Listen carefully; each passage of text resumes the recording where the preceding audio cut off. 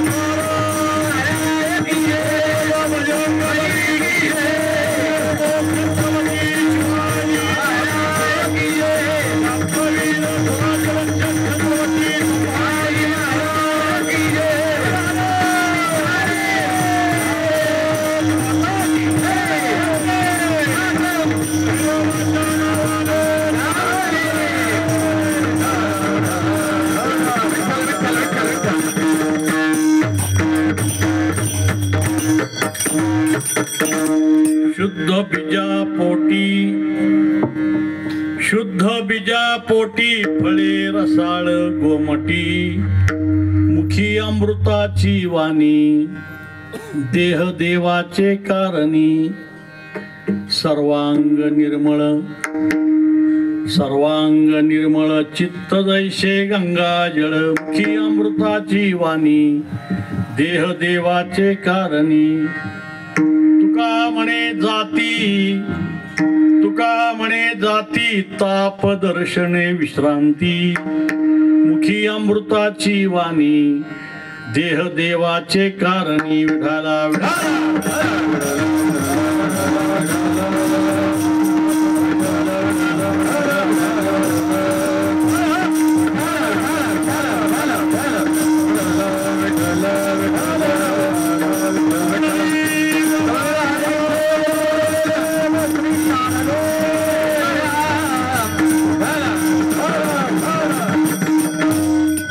तीर्थराज देहू भूमी पवित्र तिथे नांदतो संत तुका सुपात्र तयाच्या स्मरणे घडती पुण्य राशी नमस्कार दंडवत श्री तुकयासी पांडुरंगा करू प्रथम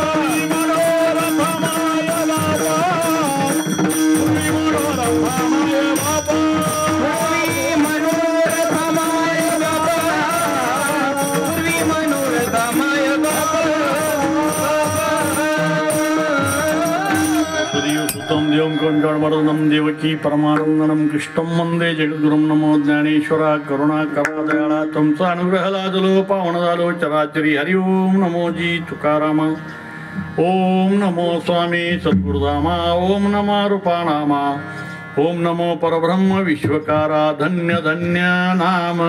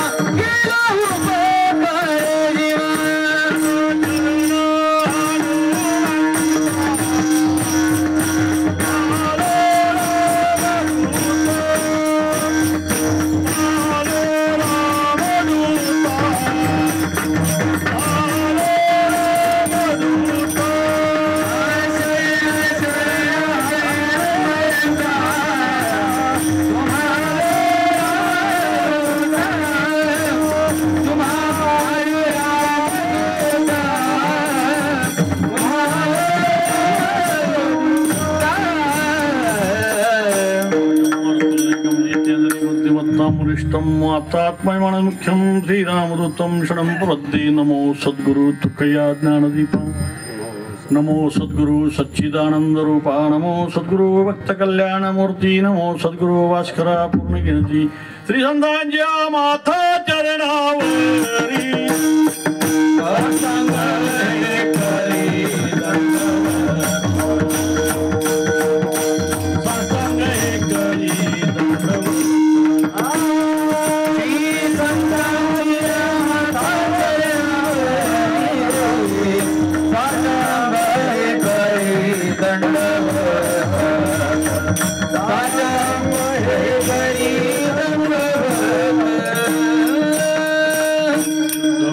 पोटी फळी रसाळ गोमटी, मुखी अमृताची वाणी, देह देवाचे कारणी। विठाला विठाला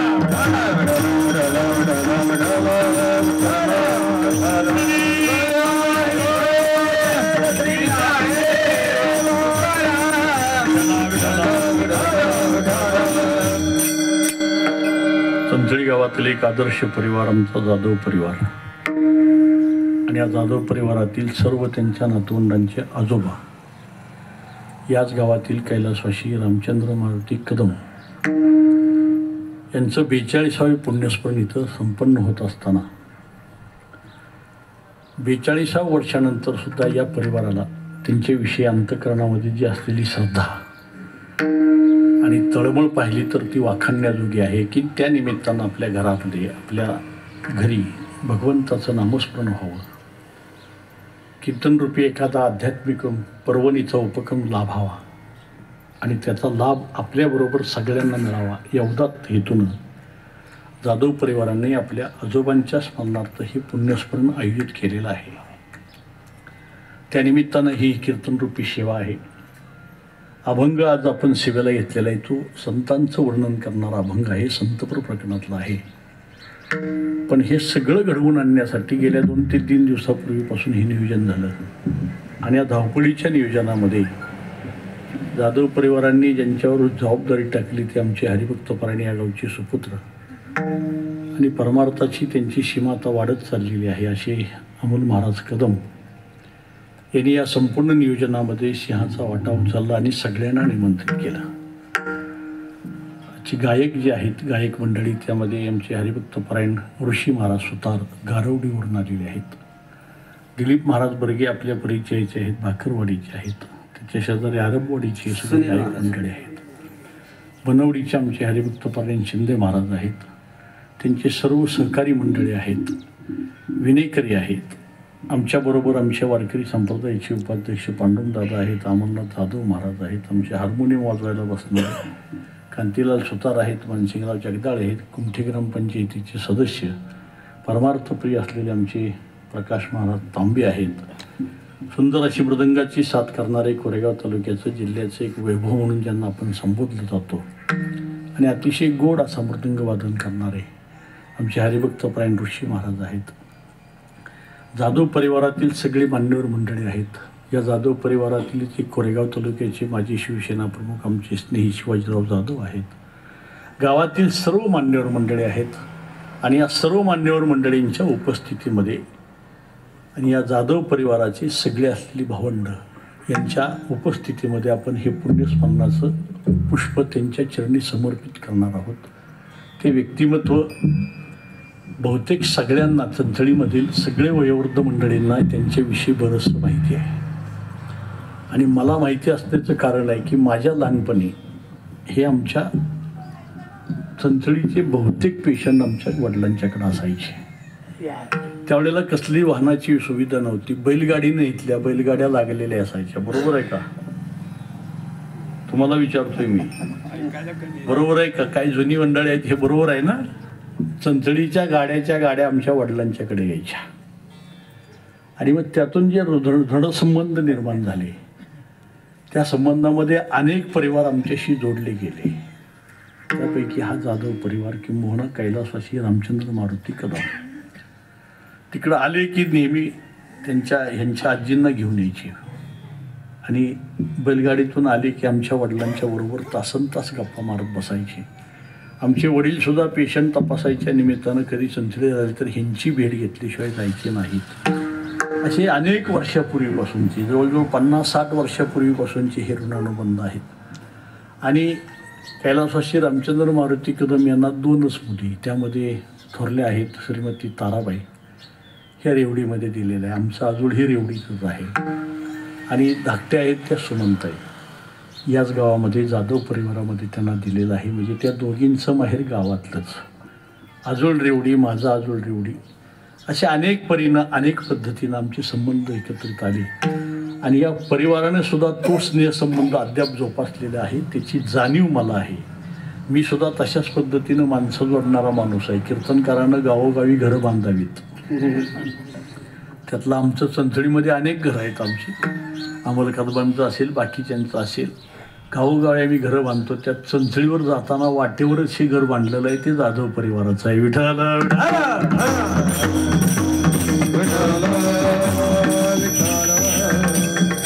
अभंगाची आठवण होण्याचं कारण आहे की ज्यांचं पुण्यस्मरण आपण करतोय ते अतिशय अतिशय गोड असे बोलायचे, मन अतिशय निर्मळ. पैलवानी पेशामध्ये त्यांना आवड असायची. आमच्या ज्ञानदेवला ते म्हणायचे पैलवानकी कर. परंतु शेतीमध्ये उत्तम शेतकरी म्हणून त्याचा नावलौकिक या गावामध्ये होता. त्या काळात चांगल्या पद्धतीचं उत्पन्न काढायचे. पण एवढं सगळं असूनसुद्धा, मितभाषी असूनसुद्धा अजाशत्रू होते. ते कोणाला जास्त दुखवायचे नाहीत. पण अतिशय सरळ मार्गी व्यक्तिमत्व होतं ते. खरं माणसानं असावं. माणसाच्या जीवनामध्ये माणसाने कसं असावं, त्यांचं जीवन कसं असतं, थोडक्यात सांगायचं म्हटलं तर जीवनाचे प्रकार आहेत. अतिसामान्य जीवन प्रकार नंबर 1. प्रकार नंबर 2 सामान्य जीवन. प्रकार नंबर 3 असामान्य जीवन. प्रकार नंबर 4 लौकिक जीवन. आणि प्रकार नंबर 5 अतिलौकिक जीवन. या 5 प्रकारामध्ये माणसं असतात. कोणी सामान्य जीवन जगत असतं,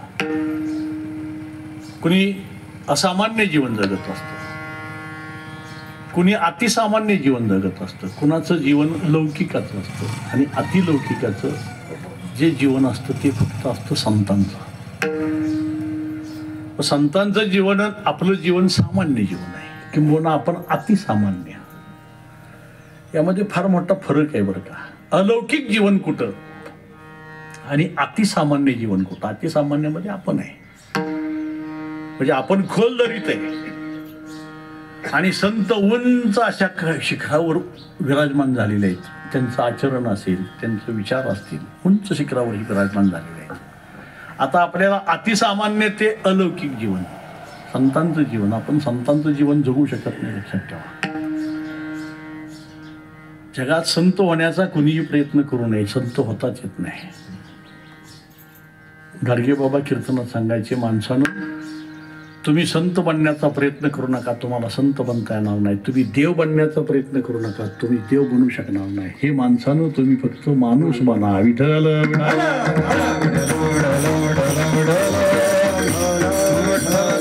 आणि माणसाला माणूस रूप येण्यासाठी या महामानवाने संतांनी आपलं जीवन समर्पित केलं. आणि म्हणून त्यांचं जीवन अलौकिक झालं, अतिलौकिक झालं.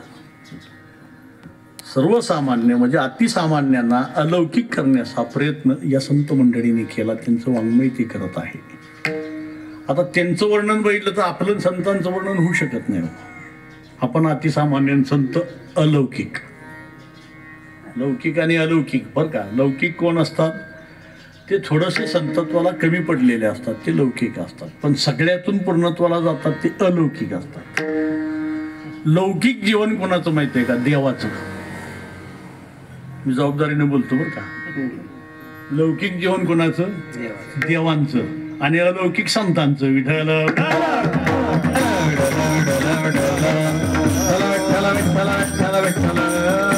पण अतिसामान्य जीवन आपलं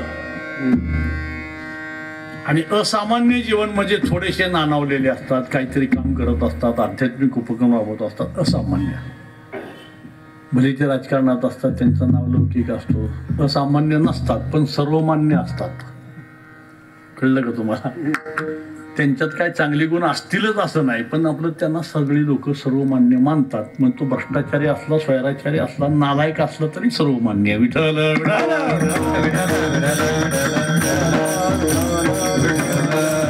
त्यांना सर्वमान्य तरी का करायचं? आपण सगळ्यांनी त्याला मान्य करतो म्हणून सर्वमान्य. विठ्ठल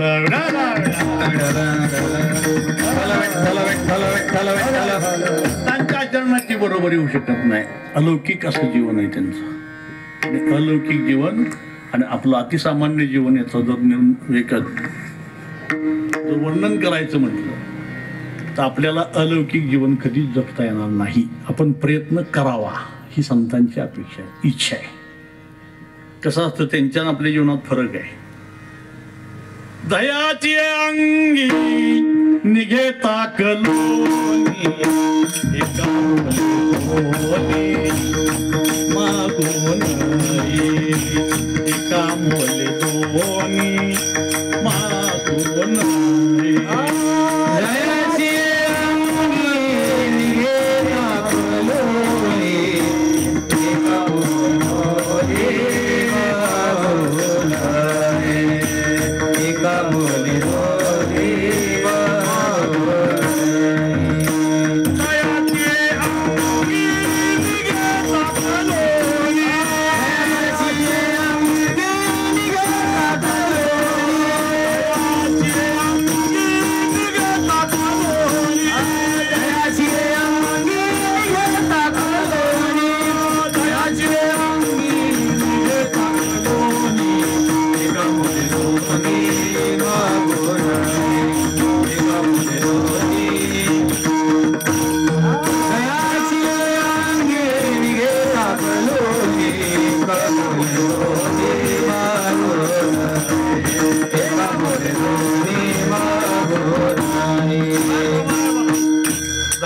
अंगी निघे ताक लोणी.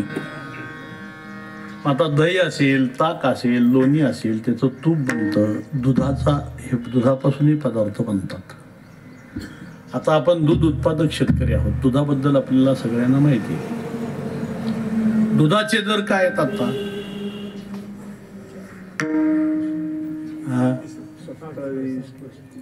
आपण घालायचं आणि आपण डेअरीतनं घ्यायचं.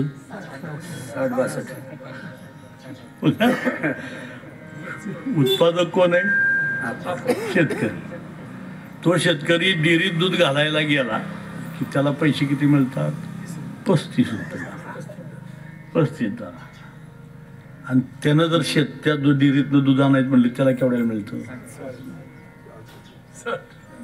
60 रुपये. 25 रुपयाचा फरक आहे. आणि भारत हा कृषीप्रधान देश आहे. शेतकऱ्याच्या मालाला दरच नाही आणि नेमकं सरकार ह्याच्याकडेच डोळं झाक करते नाही का? कांद्यानं रडवलं तरी कांद्याची निर्यात बंदी उठवणार. कळलं का तुम्हाला? आपण सगळे शेतकरी बरं का, म्हणून बोलतोय. आपले प्रश्न आहेत हे लक्षात आणून द्यायचे पाहिजे तुम्हाला. हे प्रबोधन झालं पाहिजे. आम्हाला काय नको, आम्हाला काही नको, फक्त आमच्या मालाला हमी भाव द्या. भारतातला जर शेतकरी सुखी व्हावा असं वाटत असेल सरकारला प्रामाणिकपणे बरं का, तर त्यांनी हमी भाव द्यावा. त्याच्या पलीकडे काय नाही. कारखाने उसाला दर जाहीर करतात 3000, पण 2700-2800वर गप्प बसतात. 200 रुपये खिशात घालतात. का बोलतोय माहिती आहे का? आपल्याला ह्याची जाणीव असली पाहिजे. आम्ही तर सरकारला सांगतो लाडकी बहीण नको, लाडका भाऊ नको, लाडका वारकरी नको, फक्त आमच्या शेतीमालाला हमी भाव द्या. का सांगत होतो तुम्हाला? हे फक्त तुम्हाला हिंट मारून दिली की आपण किती दुर्दैव आहे. शेतकरी उत्पन्न काढतो, काय दुर्दैव आहे का तू? अरे त्याच्या जीवावर तू पोशिंदा आहे. शेतकऱ्याने जर पिकवायचं बंद केलं ना तर खायला काय पदार्थ हे सगळं बनतं हे शेतीच्या जीवावर आहे. दूध जर आपण काढलंच नाही, काढलं घातलंच नाही डेअरीला, तर कुठलं दूध पिकल? पण दुधाचा दर जो असतो त्याच दरात आपल्याला ताक मिळतं का? ताकाला दर कमी आहे. आता दुधापासूनच बनले बरं काही. दुधापासून काय बनते? विरजण टाकले की दही बनतं. दुधाचा दर वेगळा दह्याचा दर वेगळा, ताकाचा दर वेगळा, लोण्याचा दर वेगळा आणि तुपाचा दर वेगळा. पदार्थ दुधापासून जन्माला आलेत बरं का. सगळ्यात स्वस्त काय?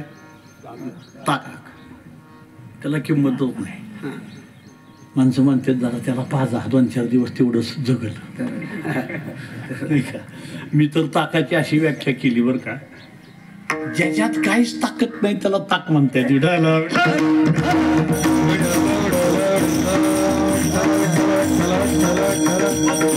ताकाला किंमत आहे, जरी म्हणजे किंमत आहे म्हणजे शारीरिक दृष्ट्या बरं का, तरी सुद्धा माणसं ताक पितेतच बरं का. कसं आहे माहिती आहे का, सकाळी उठल्या उठल्या दूध प्यावं, दुपारी ताक प्यावं आणि रात्री झोपताना कुणाला काय प्यायचे त्यानं ती प्यावं. माणसं म्हणतील सवलत दिली का काय आम्हाला. रात्री झोपताना दूध प्यावं किंवा पाणी प्यावं बरं का. पण तरी सुद्धा ताक पितो ना आपण उन्हाळ्याच्या दिवसात. ताकाला सुद्धा किंमत आहे पण एवढी नाही. 60 रुपये लिटरनं ताक नाही, ताकाला 60 रुपयाला मला वाटते 4-5 लिटर मिळेल. म्हणजे दुधाचा दर वेगळा आहे, ताकाचा दर वेगळा आहे, दह्याचा दर वेगळा आहे. पण ते निर्माण कुठं होतं? दुधातून. ताक एका बाजूला होतं, लोणी दह्यातून निर्माण होतं. बरोबर आहे का नाही. पण दुधाच्या दरात जर आपण ताक मागितलं तर ती किंमत होऊ शकत नाही. दुधाची किंमत ती किंमत आहे. ताकाच्या दरात दूध मागितलं तर मिळणार नाही किंवा मागणाराला येड्यात काढता येईल. कळतं का काय तुला?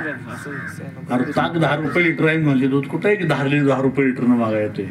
तसं वर्णन नाही. अलौकिक जीवन वेगळं आहे आणि अतिसामान्य जीवन आपलं आहे. ताक आणि तूप किंवा असेल ते दूध किंवा काय असेल त्यामध्ये फरक आहे. तसाच आहे. आकाशाच्या पोटी चंद्र तारांगण किती येतो पण त्यामध्ये किंमत कोणाला आहे? सूर्याला, चंद्राला, मंगळ, बुध, गुरु, शुक्र, शनी जे काय असतील ते आपल्याला माहिती आहे तेवढेच. बाकीच्या ताऱ्यांना तेवढी किंमत आहे का? जमिनीमध्ये दगड जन्माला येतो, सगळ्याच दगडांना किंमत आहे का? मी दगडाबद्दलच बोलतोय बरं, गैरसमज नसावा. नाही, काय काय दगड असतात का नाही, ते काळी दगड असतात, सुंदर पाषाण असतो, तो देवाला वापरतात, त्याची मूर्ती बनवतात. बरोबर आहे का नाही? काय काय पायरीला वापरतात. काही दगड पांढरी शुभ्र असतात, ती गारगोटीची सारखी असतात किंवा गारगोटी असते, तो दगडाचाच प्रकार आहे बरं का, खडकाचा प्रकार आहे. त्याला किंमत असती, त्याला देवावर ठेवतात, त्याची सांग बनवतात. काही दगड असे असतात बरं का, ती भिताडाला घालायची बी लायकीची नसतात, नाही का. आणि अशी जी असतात का नाही, ती भिंतीत घातलं तरी भिताड हलवतात. कुठं बरीला घालायच्या सुद्धा लायकीचे नसतात. तुकोबरा आहे त्या दगडाला म्हणतात आता उघडी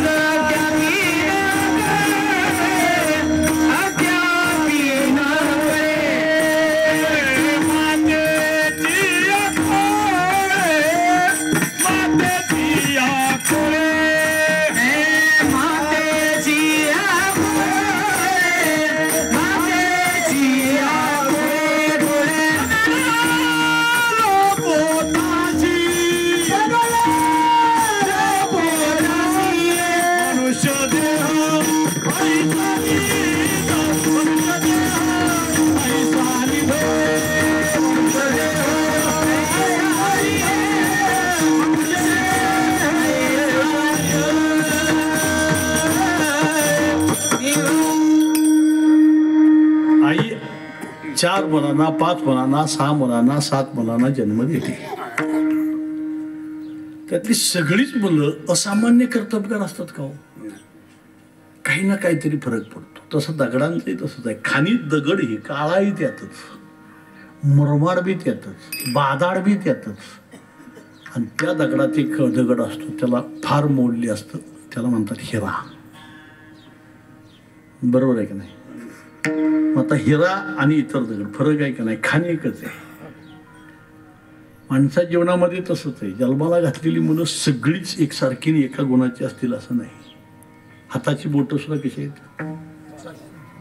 सारखी नाही आहेत ना. आणि हाताची बोटं सारखी नाहीत दिली त्या भगवंताचे आभार माना, नाही तर जेवाय बी आपल्याला आलं नसतं. कळलं का तुम्हाला?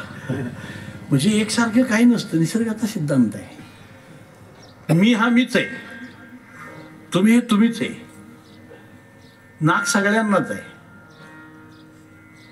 काहींचं नाक जरा वेगळं असतं, जरा मोठं असतं, म्हणजे फरक आहे, वर्णन नाही बरं. काय खाणी कशा असतात बघा. त्या खाणीमध्ये जन्माला आलेला दगड आणि हिरा यामध्ये फरक आहे. तसं माणसामध्ये रक्त मांस सगळे एकच आहे हो. त्यांच्यात काय फरक आहे की ते अलौकिक आहेत. त्यांच्यात एकच फरक आहे की त्यांनी आचरणानं शुद्धता ठेवलेली आहे, परमार्थ करतात, आध्यात्मिक उपक्रम राबवतात. आणि त्यांच्यात काय फरक आहे तो आजच्या अभंगात आहे. विठ्ठल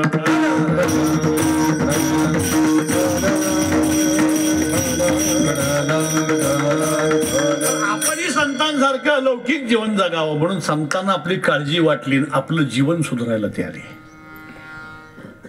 हे माणसा, तुला सगळ्यात महत्वाचं म्हणजे सुंदर असा देह मिळाला. या देहात बुद्धीचे वैभव आणणे नाही तुझे, या बुद्धीचा वापर योग्य पद्धतीने करा.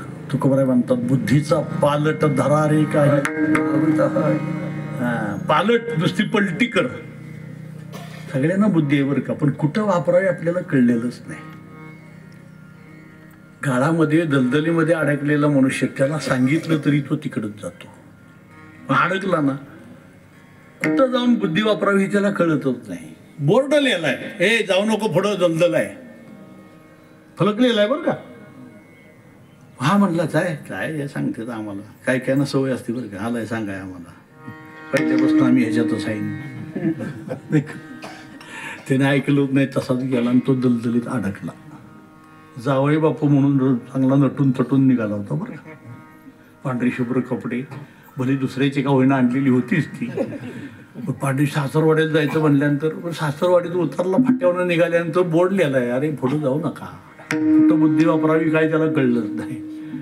त्यानं बोर्ड लिहिला सुद्धा, हॅट म्हणला काय, तसाच गेला की पुढं फरलांग दोन फरलांगाव गेल्यावर दलदलीत अडकलं. आता दलदलीत अडकलेला मनुष्य कधी वाचू शकत नाही. जेवढा साहस करल ना तेवढं ते बुद्ध.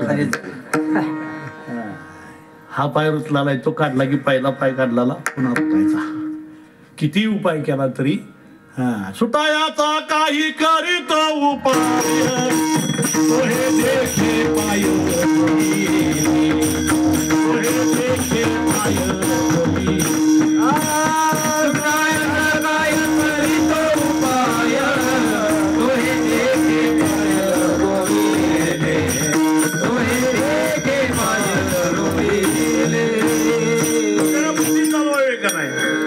तिकडे जाऊ नाही का नाही.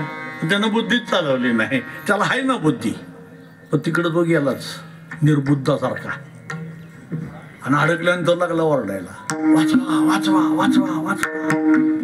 माणसं म्हणले का इकडून कोणी येत नाही, कोण अडकले कोणाष्ट, पळत पळत शेतात आले, बैठक दलदलीत अडकले.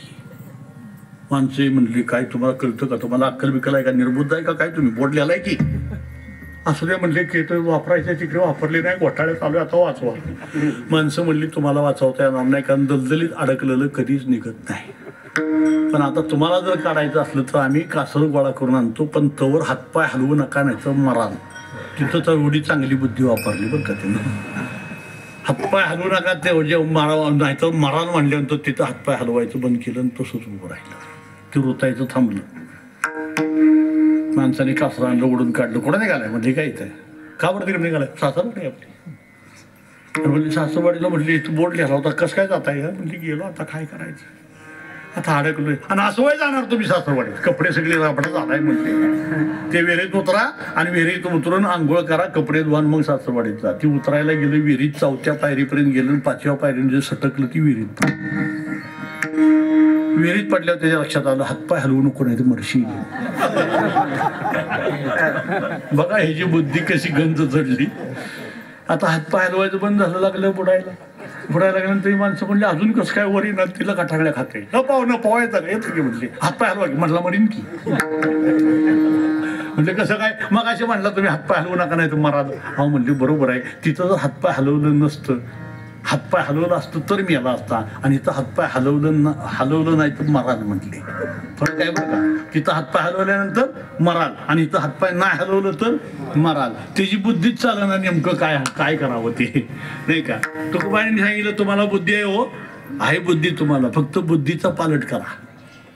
या देहात आलाय ना, बुद्धीचा पालट करा. ते मी सांगायला आलोय तुम्हाला.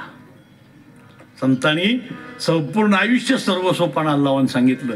हे अतिसामान्य जीवन जगतायत ना, त्यांचं जीवन लौकिकाला जावं, अलौकिकाला जावं. तुम्ही या देहात आलाय कशासाठी हे तुम्हाला कळवून द्यावं म्हणून संतांनी अनेक रूपं घेतली, आपल्या दारात आली आणि आपल्याला सांगितलं काही जागा की निजला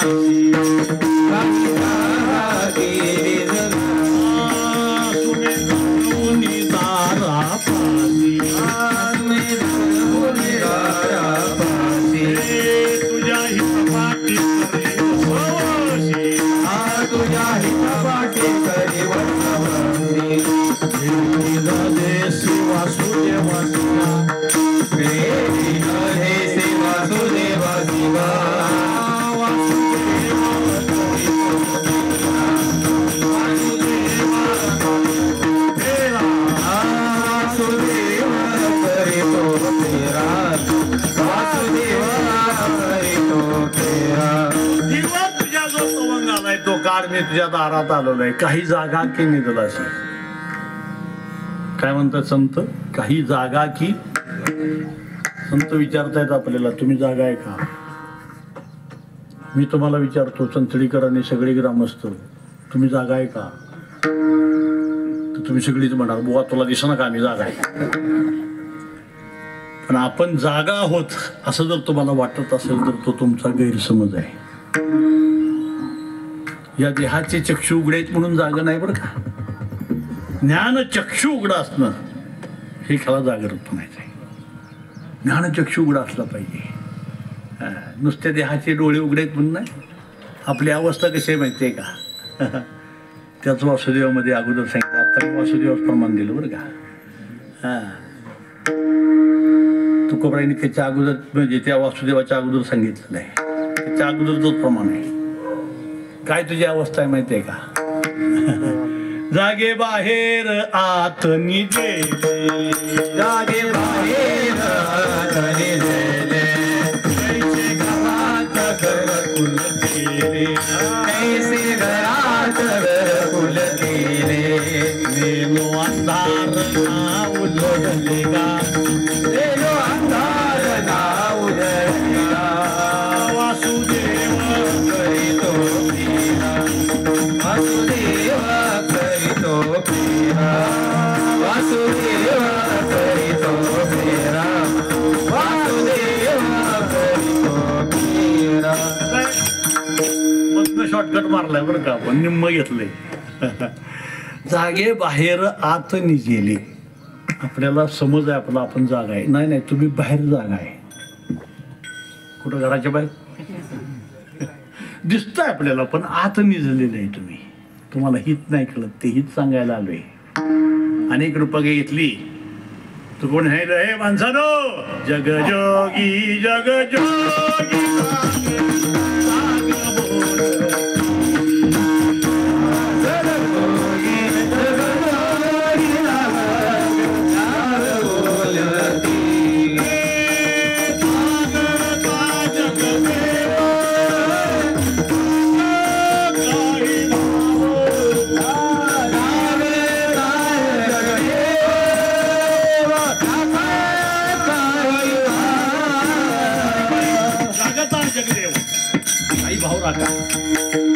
अवघा क्षेत्र पाळ पुजावा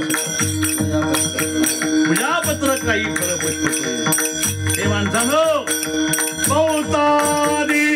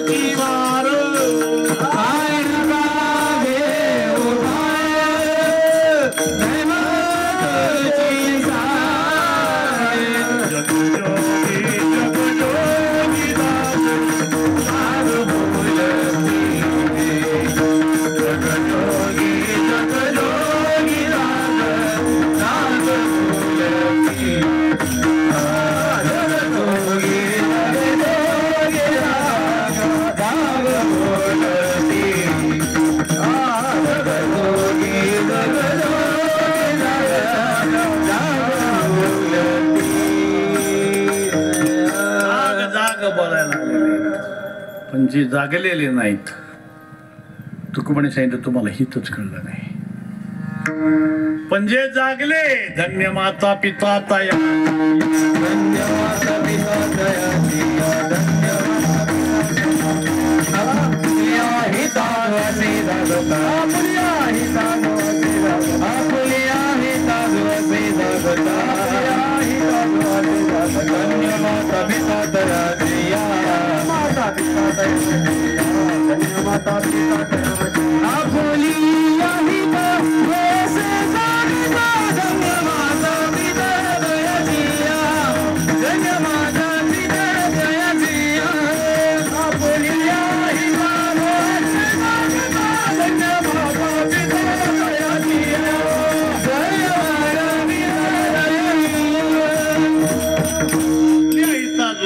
जागता संत जागवायला आलेत.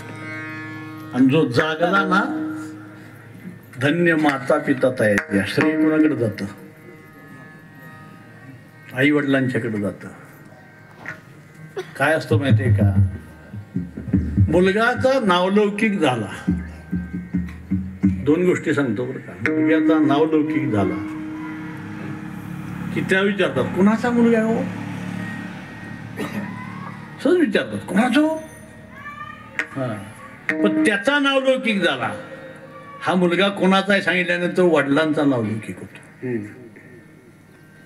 पण काही वेळेला असं असतं, तेच मुलगा कर्तबगार जर बनला तर वडिलांचा वडिलांची ओळख करता होताना कशी होती माहितीये का? अहो तुम्हाला माहित नाही, एवढा मोठा क्लासरूम ऑफिसर आहे, ह्यांचा मुलगा आहे का नाही.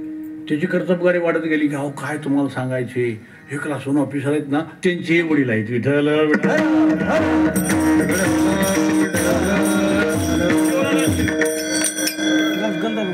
चांगलं केलं सगळं आई वडील ते दुसरे आई वडिलांना, हा धन्य माता पिता. पण ते जर पोरगं बाधाड निघालं आणि एखाद्या वेळेला भोस फाट्याच्या पुढच्या धाब्यावर पटलेलं दिसलं, त्या पटलेल्या पोराकडे पुन्हा चर कारटायली, आबरू कुणाची झाली बघा. चांगलं वागलं तर वाह काय मुलगा आहे, चांगला आहे नाही का, काय मुलगा आहे, अहो ह्यांचा मुलगा कीर्तनकार आहे, ह्यांचा मुलगा अमुक आहे, ह्यांचा मुलगा शिकला आहे, ह्यांचा मुलगा कलेक्टर आहे, ह्यांचा मुलगा तसा आहे, ह्यांचा मुलगा चांगला आहे बरं का. जो जागला ना चांगला, आता म्हणजे तो ज्यांच्या आई वडिलांच्या पोटी जन्माला आलाय त्यांचं भूत वाटतं. मग आता तुम्हाला असा प्रश्न पडेल बरं का, प्रल्हाद कुणाच्या पोटी जन्माला आले?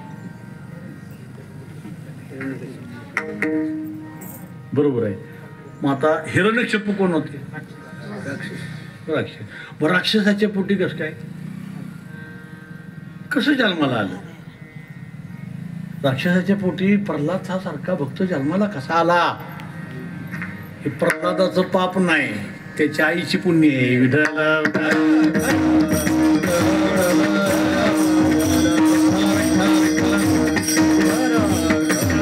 संस्कार होतात. आणि म्हणून ज्ञानोबारांनी सांगितलं आगा वडील जे करती तया नाम धर्म ठेवती. तुकोबाराय म्हणतात पित्या पुत्रत्वाचे झाले अवसान, जनी जनार्दन असा भाव, असा भाव निर्माण होतो. आणि हे सगळं श्रेय जातं, मुलगा घडला आई वडिलांच्याकडे जातं, धन्य माता पिता. आणि ज्यांच्या पोटी अशा पद्धतीचा मुलगा जागा झालेला, हिताकडे जाणारा, हित समजून घेणारा, या जन्मात अर्थ काय आणि या जन्माचा अर्थ घेऊन तो अलौकिक पदावर गेलेला असतो. तुकोबांनी सांगितलं धन्य माता पिता तयाची. नामदेवरायांनी सावता महाराजांना उद्देशून म्हटलेलं आहे धन्य त्यांची माता, धन्य त्याचा साठविला दाता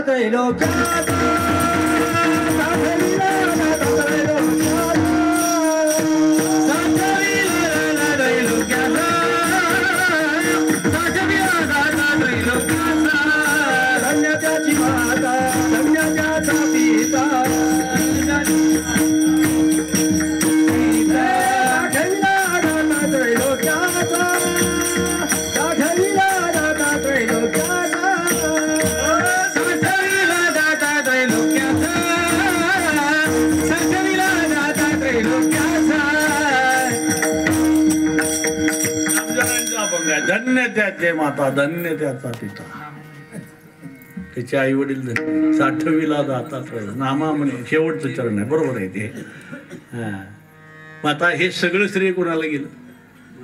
आई वडिलांना. मग आई वडिलांच्या पोटी असा शुद्ध बीजाचा मुलगा जन्माला येतो. कारण खान तशीच माती म्हटलं जातं. मी एकदा आंबरस खायला मला बोलवलं होतं. आमचं कसं असतं दर वर्षाचं अनेक वर्ष झालं शेड्यूल आहे बरं का. वारीच्या अगोदर 15-3 आठवडे आमची कीर्तन सेवा बंद होतात. तोपर्यंत आम्हाला वारीवर आल्यापासून आषाढी महिन्यापासून तोपर्यंत सुट्टी, रोज कार्यक्रम.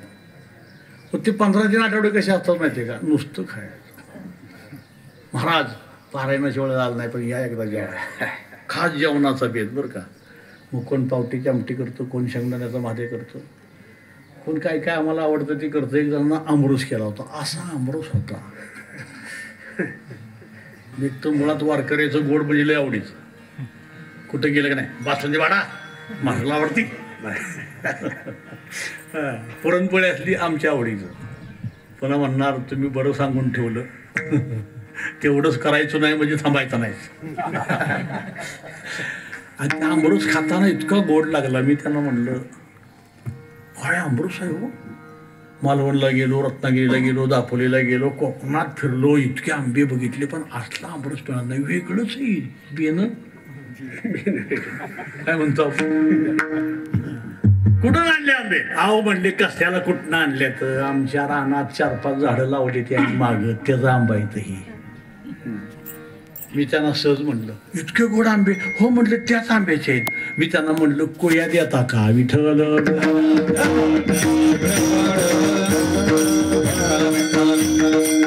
गोड आंबा बघितला, ते फळ बघितलं की माझं लक्ष कुठं गेलं? इकडे बीजावर गेलं.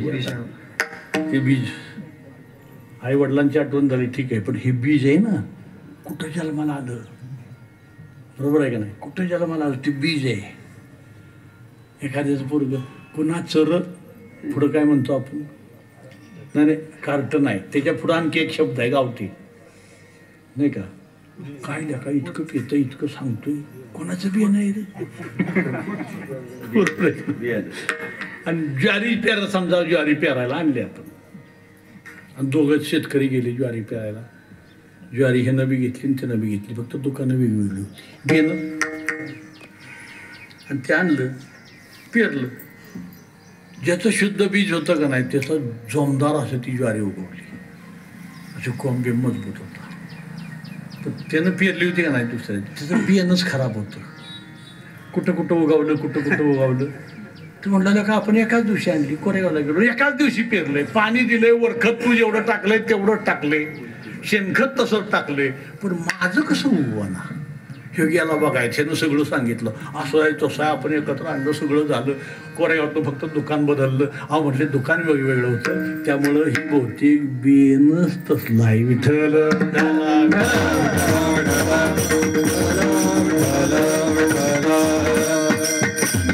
म्हणजे कुळामध्ये जर शुद्ध सात्विक मुलं जर जन्माला आली तर त्याचं श्रेय आई वडिलांच्याकडे जातं.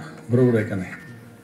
तुकोबाने सांगितलं अशी जी माणसं असतात जन्माला येतात त्याच्यावर कुळ धन्य होतं. आणि कुळ धन्य झाल्यानंतर तुकोबाने सहज सांगितलं तो ज्यांच्या पोटी जन्माला आलेला आहे ते बीज शुद्ध असलं पाहिजे. म्हणून तुकोबाराय म्हणतात अशी शुद्ध बीजापोटी फळे रसाळ गोमती कुठं बघायला मिळतं? तर शुद्ध बीजापोटी अभंगाचं पहिलं. शुद्ध बीजापोटी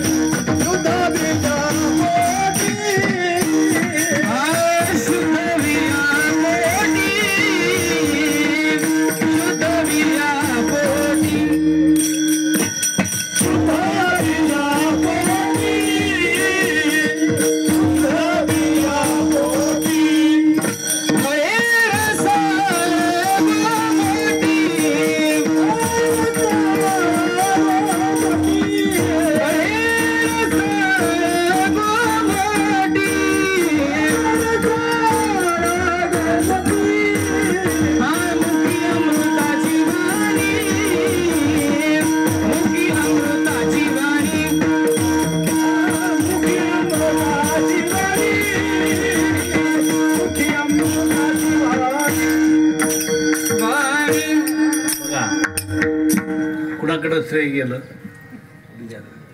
तुमच्या सुमनताईन ताराबाई बघितल्या, प्रेमळ गोड बोलणं सांग, कुणाचे मुले आहेत. आणि त्यांच्या ज्या वेळेला स्वभाव बघितल्यानंतर त्यावेळेला त्यांचे काय हो, त्यांच्या वडील कैलासवासी मारुती रामचंद्र मारुती कदम स्वभावानं चांगले होते, त्यांचे वडील तसे होते आणि त्यांच्या वडिलांच्या पोटी जन्माला आले. आता आपण इतक्या वर्षानं तरी नाव काढलंच नाही हिरण्यकशिपूचं. फक्त प्रल्हादांचं उदाहरण आपल्या समोरच आहे ना. शुद्ध आणि सात्विक मुलं ज्यांच्या पोटी जन्माला असतात, शुद्ध बीजा पोटी फळे रसाळ तुकोबाने त्याच अभंगामध्ये सांगितलं, आपल्या हिता जो असे धन्य माता पिता कुळी कन्या पुत्र. सात्विक म्हणजे काय? माणसानं काही सात्विक असलं पाहिजे बरं का. सात्विक म्हणजे काय? तुम्हाला रामायणातला एक दृष्टांत सांगतो. सात्विक प्रभू रामचंद्र ऐकला तुम्ही, असेल नसेल कोण जणी, पण ऐकला असला तर त्याची उजळली होईल, नसेल ऐकला तर संग्रह होईल. सीतेचा पण होता. काय पण होता? धनुष्य बाण जो उचलेल, धनुष्याला बाण लावेल त्याची मी पत्नी होणार. बरोबर आहे का? मग त्या पणाचा दिवस ठरला होता. त्याच्या अगोदर 2-3 दिवस राजा दशरथाची ही दोन्ही मुलं लक्ष्मण आणि प्रभू रामचंद्र त्या पणामध्ये आपली गेली सीतेच्या स्वयंवराला. तर 2-3 दिवस अगोदर गेली होती. आता राजा दशरथाची मुलं आलीत म्हटल्यानंतर जनक राजानं त्यांची स्पेशल सोय केली होती. आता पाहुणे आले की त्यांची स्पेशल सोय, एक्झिक्युटिव्ह 5 स्टार हॉटेल त्याच्यामध्ये आपली त्यांची सोय करायची. हां, तसं मग घरात आलं की पाहुणं आलं की त्याला स्पेशल अगदी गाद्या बिद्या सगळं काढून. तर त्यावेळेला त्या लक्ष्मणाला आणि प्रभू रामचंद्राने एक गेस्ट हाऊस दिलं होतं. म्हणजे आत्ताच्या भाषेत सांगतो बरं का, गेस्ट हाऊस अप टू डेटमध्ये ते राहिली होती. 2-3 दिवस राहिले. आणि पण ज्या दिवशी होता त्याच्या आदल्या दिवशी संध्याकाळी ही दोघं उद्यानामध्ये, तिथं उद्यान होतं, फिरायला गेले होते. आणि ती फिरता फिरता त्यांना बघितलं सुंदर असं एका देवीचं मंदिर होतं. ऐकलंय तुम्ही दृष्टांत? नाही ना? ठीक आहे. रामायणातला हा दृष्टांत आहे. आणि आदल्या दिवशी ते पणाच्या आदल्या दिवशी फिरायला गेले होते उद्यानामध्ये. देवीचं मंदिर होतं आणि त्या देवीच्या मंदिरातून भक्त भाविक असे बाहेर येत होते, आत जात होते, दर्शनाला आले होते. प्रभू रामचंद्राने लक्ष्मण आपले गेले, दर्शन घेतलं. संध्याकाळची वेळ होती. दर्शन घेतलं आणि बाहेर आले. बाहेर आल्यानंतर ते आपले बघत उभी होती. तेवढ्यात एक 7-8-10 तरुणीच्या मुलींचा एक घोळका मंदिरातून दर्शन घेऊन आला. बघा सात्विकता सांगतोय तुम्हाला. आणि तो दर्शन घेऊन आल्यानंतर प्रभू रामचंद्र लक्ष्मण जिथं उभे होते तिथं येऊन थबकला त्या मुलींचा घोळका. आणि त्या मुलींच्या मध्ये एक अतिशय लावण्यवती, अतिशय सुंदर अशी देखणी मुलगी होती. त्या मुलीने प्रभू रामचंद्रांच्याकडे बघितलं. प्रभू रामचंद्रांची नजर त्या मुलीवर गेली. नजर झाल्यानंतर दोघांनी नजर खाली पाडली. ती मुलगी आपल्या घोळक्याबरोबर निघून गेली. प्रभू रामचंद्र मात्र त्या मुलीच्या पाठमोऱ्या आकृतीकडे बघत बराच वेळ उभे होते. लक्ष्मणानं ओळखलं. प्रभू रामचंद्र संध्याकाळी जेवण झालं आणि महालामध्ये असे बसले होते. त्या दिलेल्या महालामध्ये चंद्र असा उगवला होता आणि चंद्राचा तो बरोबर चंद्राची ती महाला त्या खिडकीतून आपल्याला दिसत होती. प्रभू रामचंद्रांची नजर ते चंद्राकडे होती. बघा सात्विकता कशी असते बघा. प्रभू रामचंद्रांची नजर ते चंद्राकडे होती. हाटेच ना नजर बघत बसले होते एकटक. लक्ष्मणाने विचारलं, दादा काय एकटक म्हणले ते चंद्राकडे बघताय? मगाशी सुद्धा मी बघितलं तुम्ही त्या मुलीकडं पाठमोरे असलेल्या त्या जाणाऱ्या मुलींच्याकडे एकटक बघत होता आणि आता चंद्राकडे बघताय. ते म्हणले प्रभू रामचंद्राने सांगितलं, लक्ष्मणा मी असा विचार करतोय, मगाशी जी सुंदर शीतल आणि अतिशय सुंदर रूपवती शांत आणि संयमी जी मुलगी दिसली तिच्या चेहऱ्याकडे बघितलं, चंद्राकडे बघितलं की मला असं वाटतंय त्या मुलीच्या चेहऱ्याला, त्या मुलीला चंद्राची उपमा द्यावी. प्रभू रामचंद्र म्हणले, मला असंही वाटतंय की त्या मुलीची उपमा चंद्राला द्यावी. बघा उपमा कशी असती? मी अमिताभ सारखा दिसतो, ही उपमा योग्य आहे. हो, मी अमिताभ सारखा दिसतो, पण अमिताभ माझ्यासारखा दिसतो म्हणजे लय शाना झालाय. म्हणलं ठीक आहे, चंद्राची उपमा या मुलीला. नाही नाही नाही नाही म्हणले, ही पण हे योग्यच आहे, पण या मुलीची उपमा चंद्राला द्यायची. प्रभू लक्ष्मणाच्या लक्षात आलं ती दुसरी तिसरी कोण नव्हती तर ती सीतामाता होती. ती तरुणी कोण होती? सीतामाता होती. हे दुसऱ्या दिवशी स्वयंवराच्या वेळेला कळलं. तेव्हापासून लक्ष्मणानं उभ्या आयुष्यात चंद्राकडे बघितलं नाही. सात्विकता. विठ्ठल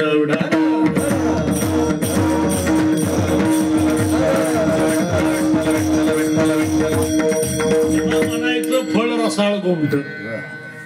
कळलं का तुम्हाला? स्वामी विवेकानंद जसा व्याख्यानाला जायचे, शिकागोच्या धर्म परिषदेमध्ये स्वामी विवेकानंदांचं व्याख्यान सगळ्या जगातल्या विद्वत्ता असणाऱ्या तत्वज्ञानी असलेल्या लोकांनी ऐकलं आणि एका वाक्यात त्यांनी ते सगळं सर्वधर्म परिषद गाजवली होती. काय भारतीय संस्कृती आहे बघा. माय ब्रदर्स अँड सिस्टर. क्लास टाळ्यांचा कडकडाट तासभर चाललेला होता. आणि त्या स्वामी विवेकानंदांचा चेहरा इतका शुद्ध सात्विक आणि तेजपुंज असायचा. फ्रान्सच्या पंतप्रधानांनी त्यांना सांगितलं, स्वामी विवेकानंदजी तुमचं सुंदर असं लेक्चर आहे, ते लेक्चर ऐक आमच्या देशात घडावं आणि तुमच्या लेक्चरमुळे आमच्या देशामध्ये तुमच्यासारखी पिढी बनावी.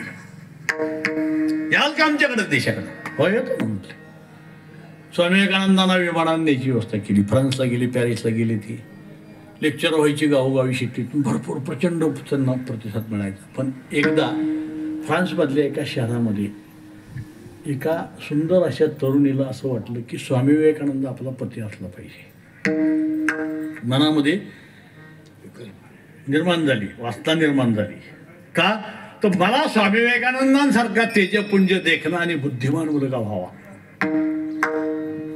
काय नाही म्हणले, मी त्यांच्याशी ही इच्छा बोलून दाखवते. म्हणून ते ज्या स्वामी विवेकानंद ज्या महालमध्ये पॅलेसमध्ये उतरले होते त्या पॅलेसमध्ये शिरली आणि स्वामी विवेकानंदाने एकांतात गाठली. सांगितलं, तुमच्यासारखा तेजपुंज बुद्धिमान आणि अतिशय ओजस्वी असा मुलगा मला पाहिजे, तुम्ही माझ्याशी व्यवहार करा. स्वामी विवेकानंदांच्या लक्षात आलं की ही जी स्त्री आहे हिला नेमकं काय म्हणायचं ते लक्षात आलं. पण म्हणले तिच्या डोक्यातला ते सगळा गैरसमज दूर करून देतो. स्वामी विवेकानंदाने लगेच सांगितलं, अलबत्त मला सुद्धा असं वाटतं की माझ्यासारखा सुंदर तेजस्वी बुद्धिमान मुलगा तुमच्या पोटी जन्माला यावा आणि यामुळे तुमची इच्छा आहे, तुमची इच्छा मी लगेच पुरी करतो म्हटले. तिला बरं वाटलं. आता स्वामी विवेकानंद मला स्वीकारणार, बरं वाटलं. स्वामी विवेकानंद तिच्या जवळ गेले, तिला अगदी आनंद झाला आणि स्वामी विवेकानंदाने तिच्या डोक्यावर हात ठेवला. सांगितलं, ही जी तुझी इच्छा आहे ती मी अलबत्त पूर्ण करणार आहे. आजपासून मी तुझा मुलगा आणि तू माझी आई. सात्विकता. विठ्ठल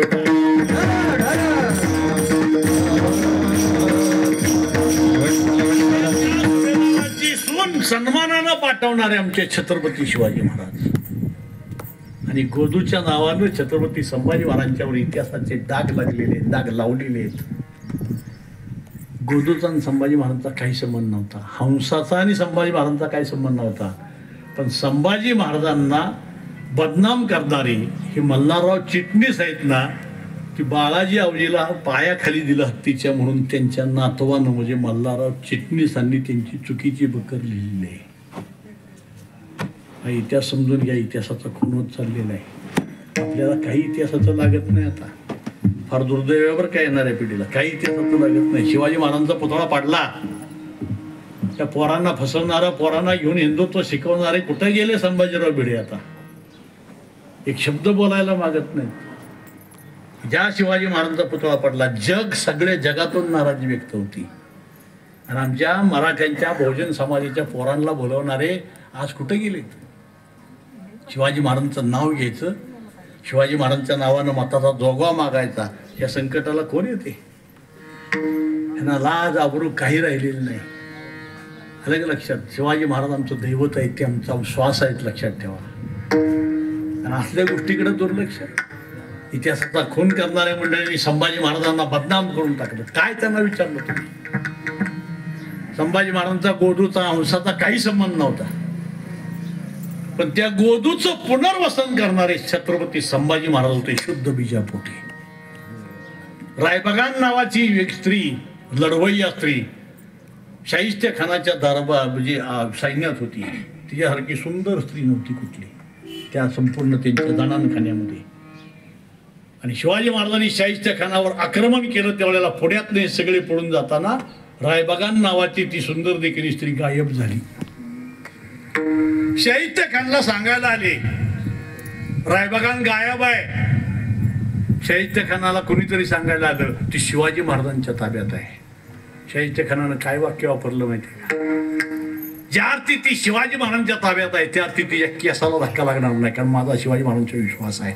शुद्ध बिजापूर फळे रसाळ गोमटी. बरं का, हे सात्विकता असते लक्षात ठेवा. आणि ही सात्विकता अंतकरणामध्ये जोपासतात. तुकोबाराय म्हणतात शुद्ध बीजापोटी फळे रसाळ गोमट. ह्याला रसाळ फळ गोमट म्हणायचे. फळ रसाळ पण आहे, गोमट पण आहे. गोमट म्हणजे गोड आणि रसाळ पण आहे, त्याचा रस पण आहे आणि तो गोड आहे. जसं फळाची उपमा आहे की कोणाला ज्या खानदानामध्ये अशी माणसं जन्माला येतात शुद्ध बीजापोटी फळे रसाळ गोमटी. पण हे ओळखायचं कसं सांगू? मुखी अमृताची वाणी, मुखी अमृताची वाणी, मुखी अमृताची वाणी, मुखी अमृताची वाणी, मुखी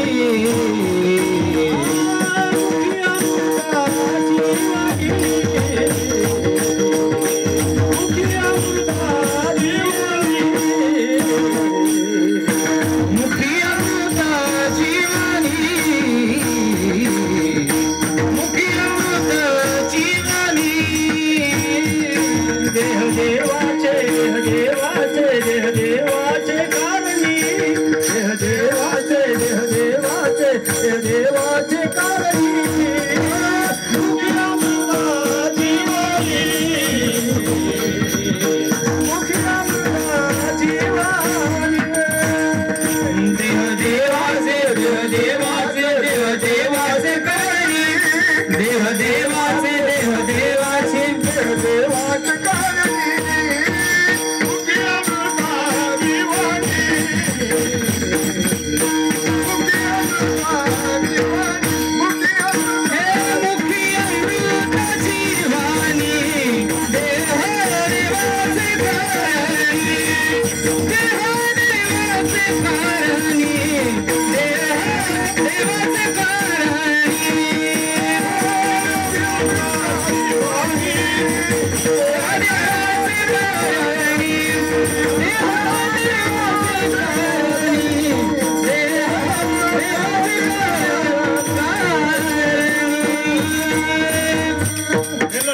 कशाचं लक्षण आहे? अभंगाच्या दुसऱ्याच्या शुद्ध बीजापोटी फळे रसाळ गोमटी. लक्षण काय? मुखी अमृताची. अमृताची वाणी दोन अर्थाने घेता येते बरं का. एक तर मुखामध्ये ज्याच्या सदोदित भगवंताचं नामस्मरण आहे ते अमृतापेक्षा गोड आहे. अमृताची वाणी जीवे गोडतीनं अमृत जाय असं ज्याच्या मुखामध्ये भगवंताचं नामस्मरण आहे मुखी अमृताची वाणी. आणि दुसरं अमृतासारखं गोड बोलतो मनुष्य. जैसे साज आणि मवाळ मिथिले आणि रसाळ शब्द जैसे कल्लोळ. माणसं गोड बोलणारे असतात पण काही माणसं अशी असतात गोड बोलून काटा काढणारे असतात. पण माणसानं बरं बोलावं का खरं बोलावं? बरोबर आहे का नाही? काही लोक बरं बोलतात पण खरं बोलत नाहीत. मला खरं बोलायची सवय, मी बरं कधी बोलत नाही. त्यामुळे माणसं म्हणतात काही तर बोलणं तसं आहे. माझं बोलणं बरं नसतं पण खरं असतं. माणसानं खरं बोलावं. बरं नाही बोललं तरी संक्रांतीला काय आपण वाटतो? तिळगुळ. आणि तिळगुळ वाटताना काय म्हणतो आपण? तिळगुळ घ्यान. असं नाही का एखादा तिळगुळ घ्यान खरं बोला नाही का? पण गोड बोलणारी माणसं खरं बोलतील हे शाश्वती. पण बरं न बोलणारी माणसं खरं बोलतात. म्हणून असं म्हणतात सत्य कडू आहे. सत्य कडू आहे पण ते मुखात असलं तर ते गोड आहे. विठ्ठलाला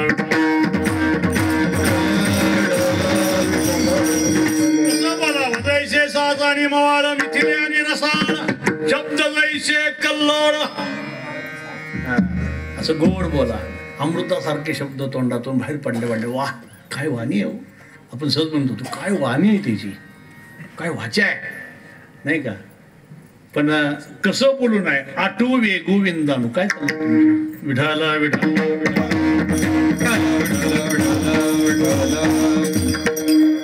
आटू वेगू विंदानू अशा शंकाने प्रतारणू. 6 पद्धतीनं बोलू नये, आटून बोलू नये. मग मी मेल्यावर काय होईल मरून बघ. मी आहे म्हणून सगळं आहे. तू मरून बघ की, नाही का? काय काय आठवून मग तुझ्याकडे बघीन आठवून नाही का? आठवून बोलू नये, वेगात बोलू नये. काय काय माणसं इतकी वेगात बोलतात त्यांचं काहीच कळत नाही. ज्ञानोबाला सांगतात अनंत वाचाळ बरळती त्या खायचा दयाळ पावे. अरे बडबड बडबड करायची, इतक्या बडबडीत बोलायचं, अजिबात वेगात बोलायचे, शांतपणे बोलावा. आटू वेग विंदानू, विंदानू मध्ये घालून पाडून. कसं काय माणसं घालून पाडून बोलतात बघा तुम्ही. सासू सोनं जमत नसलं का नाही, आणि सासूला डायरेक्ट सोनाला बोलता येत, पण सोन्याला बोलताना म्हशीकडे बघणार. हा हा का नाही का? एखाद्याला शेजाऱ्याला जर शेजारी असला का नाही, ते जर कजा घातला ते जमत नसलं का नाही, ती दिसतं ह्याच्या डोकं नुसतं हलतं. ती कुत्रे कोणाला बोलतं त्याला, पण घालून पाडून कुत्र्याला. म्हणजे विंदानू बरं का त्याला म्हणतात. अहो असं बोलली होती द्रौपदी म्हणून महाभारत घडलंय. कुणाला आंधळ्याची मुलं ते मायावी महालामध्ये शिरलं, जिथं पाणी होतं त्याला असं वाटलं पाणी आहे, ते पाणी नव्हतं, तसंच चालत गेलं पुढं, भिजलंच नाही. आणि जिथं अशी जमीन होती त्याच्यात पाय टाकला की भिजलं, त्यात पाणी होतं. ह्याला मायावी महल बनवला होता. आणि जिथं भिंत होती का नाही त्याला असं वाटलं पुढं मोकळंच आहे, ते जायला गेलं, ती भिंत टाकलं. ती द्रौपदीनं बघितलं, हसली, म्हणली आंधळ्याची मुलं आंधळी. त्याच्यावरच महाभारत घडलं. आपल्या घरात महाभारत होऊ नये म्हणून कुणाला घालून पाडून बोलायचं बंद करा. विठाला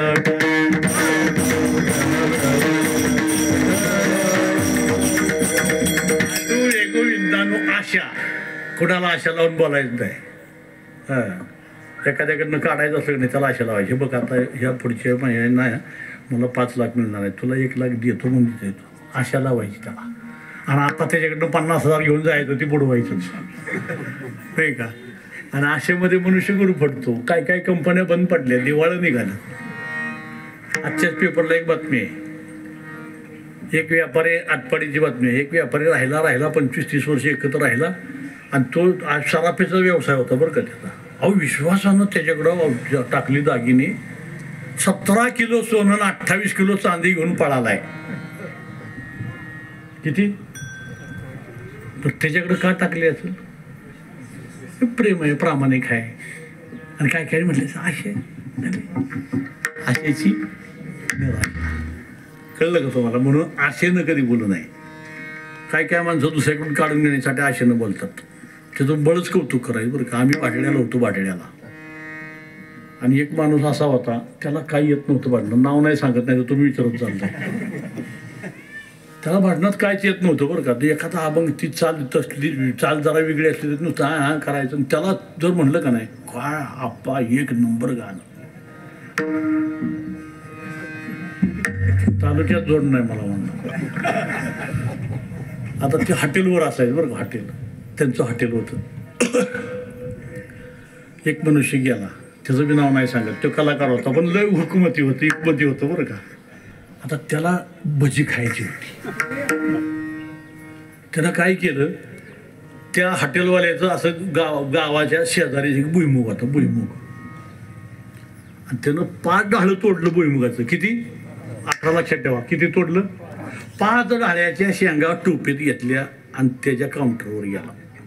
आप्पा अख्ख्या शिवारात तुमच्या इतका भुईमुग कोणाचा चांगला नाही, एका डाळ्याच्या शेंगा येते या. ए भजन,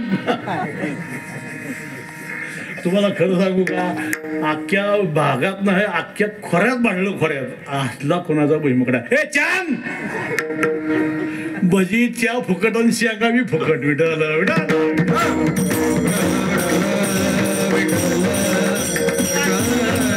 पाप आहे बरं का. असं कधी करू, शंकेनं कधी बोलायचं नाही. शंका. दुसऱ्याला शंकेला असं बोलायचं नाही. दोन मित्र जर बोलत उभे राहिले आणि तिसरा गेला का नाही त्यांच्याकडे पाहिजे, त्या दोघांनी त्याच्याकडे बघून बोलायचं.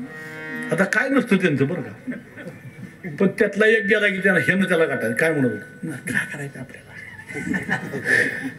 नुसतं त्याच्या मनात शंका, का करायचे आपल्याला, हो का, मला का करायची, अरे काय बोलला, मला का करायची, अरे कशाला सांग ना, काय नाही बोलला ती शंका.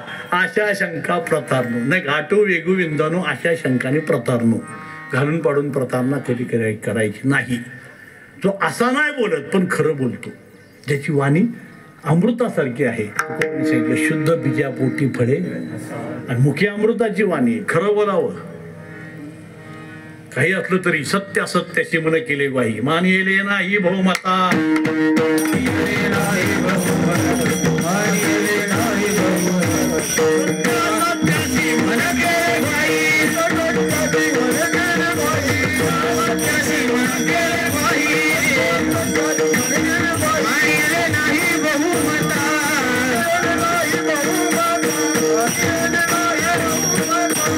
काय बी करू द्या, जग कुठेही जाऊ द्या आणि तुम्हाला काही म्हणू द्या, सत्याची वाट सोडू नका.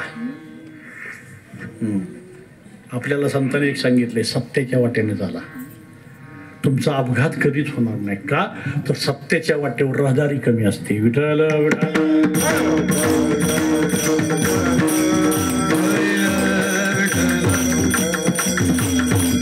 कधी कधी असा प्रश्न पडतो बरं का, जाता सांगून जातो. आता म्हणणार तुम्ही का सत्य बोलाय सांगितले, सत्य बोलणं चांगलं असतं, पण कधी कधी लय अडचणीचं ठरतं बरं का. हो, खरं बोलायचंच नसतं.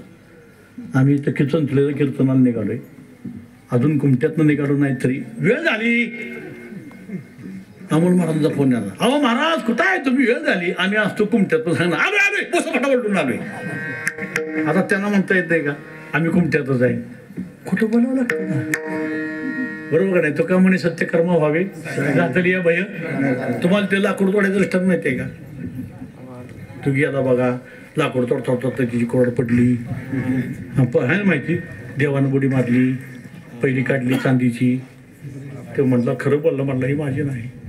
पुन्हा काढली सोन्याची, ही बी नाही माझी. तिसऱ्या वेळेला देवानं बुडी मारली, त्याची लोखंडाची काढली, तेव्हा तो म्हटलं ही माझी आहे. भगवंत प्रसन्न झाले आणि तिन्हीच्या तिन्ही त्याला कुऱ्हाडी आहे ना माहिती.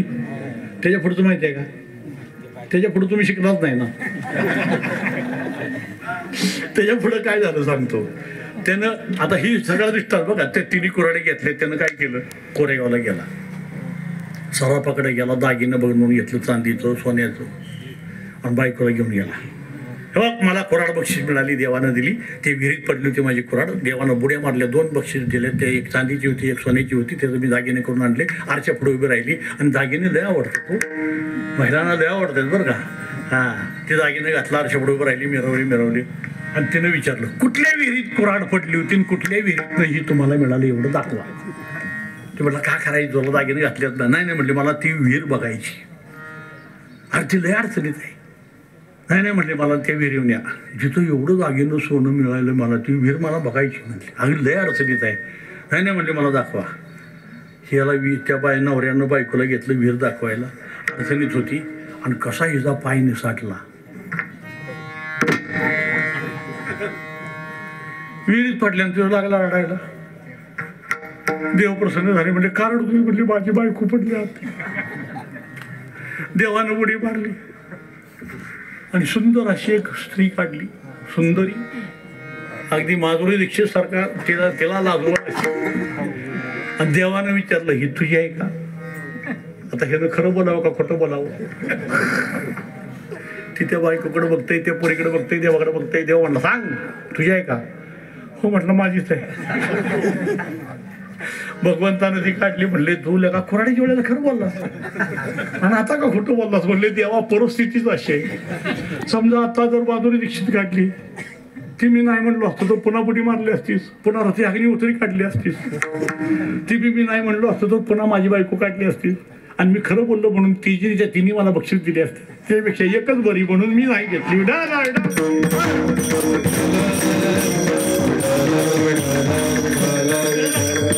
खरंच कधी बोलावं आणि खरं खोटं कधी बोलावं हे कधी कधी खोटं बोलावं लागतं बरं का असतो. चला मग आता ही मुखामध्ये ही वाणी अमृता जशी भगवंताचं नामस्मरण अमृत गोड आहे आणि देह देवाच्या कारणी ये नेमुखे तुझे त्याचे माझं प्रेम डोळे भरून या कान भरून या वायरंगी टाळी काय म्हणे माझा सकळी ही देव जावा अथवा मुखी अमृताची वाणी देह देवाचे हे लक्षण आहे. कोणाचं शुद्ध बीजापोटी फळे रसाळ गोमटी हे त्याचं लक्षण आहे. आणखी काय लक्षण आहे आणखी लक्षण आहेत की अभंगाच्या तिसऱ्याच्या सर्वांगी निर्मळ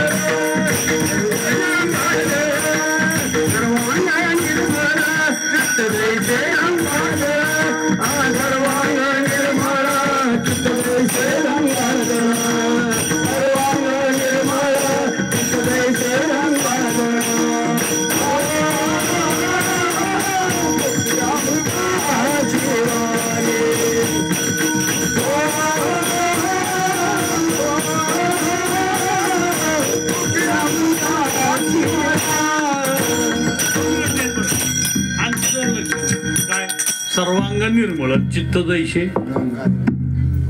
आता सर्वांग निर्मळ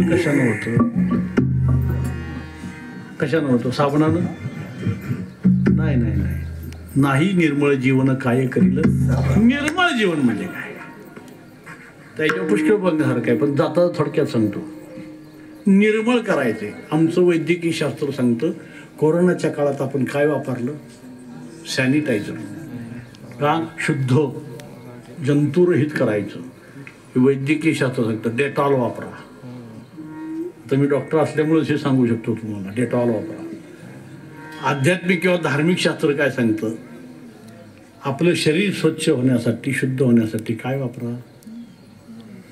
सावडून आलो अग्नी देऊन आलो दारात काय ठेवतात गोमूत्र. त्याच्यात काय असतं लिंबाचा त्याच्यात गोमूत्र. शेणाचं बनवतात त्याच्यात गोमूत्र गोमूत्रात लिंबाचा. इथे काय करायचं आपण ह्याच्यावर टाकलं की आपलं शरीर झालं पवित्र. बरोबर आहे का नाही. तुकोबांनी मिश्किलपणानं जो प्रश्न विचारलाय अरे उदकी कालवी शेण मनमूत्र तो होय पवित्र का सयानी. मग तुम्हाला देह पवित्र करायचा आहे मन पवित्र करायचं आहे. एक पवित्राची होय देह त्याचा पवित्राची होय देह त्याचा पवित्राची होय देह त्याचा पवित्राची होय देह त्याचा. हरी बाजरी येते मुखेरी गाय हरी बाजरी येते मुखेरी गाय हरी बाजरी येते मुखेरी गाय.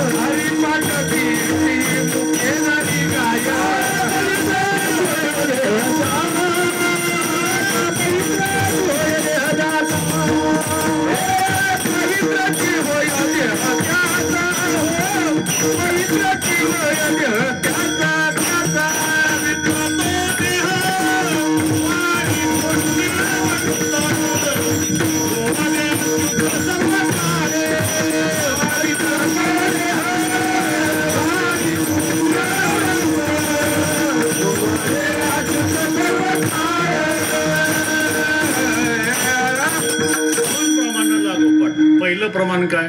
हरिपाठ कीर्ती मुखे जरी पवित्रचे होय ज्ञानोबरायांच्या हरिपाठातलं प्रमाण बरोबर. दुसरं प्रमाण तुकोबरायांचं पवित्र तो देहवानी पुण्यवंत जो वदे अच्युत सर्वांग निर्मळ निकाल लागला. आणि चित्त जैसे आता चित्त कशानं शुद्ध होतं? निर्मळ चित्ते झाली नवन